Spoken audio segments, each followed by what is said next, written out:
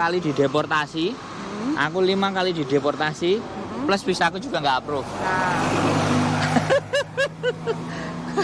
Gagal ya? Paham kan ya? Aku wis ngerasakno lo ya. Aku bukan tukang teori aku. 5 kali deportasi tapi ya kembali lagi, ya kan? Seperti itu ya teman-teman. Kita bukan menakut-nakuti, tidak. Kita tidak. Nek menakut-nakuti itu pikirannya sampean nek. Kita cuman dari kasus itu kita bercerita.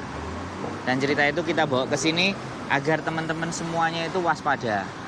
Agar dan nanti ada jaga sudah yang akan kita kontenin overstay 2 tahun. Sekarang udah pulang ke Indonesia. Nah, nanti dia mau telepon. Sudah voice message dia. Oh, sudah. Yang tadi itu kan? Oh ya, yang dulu kamu antar pulang.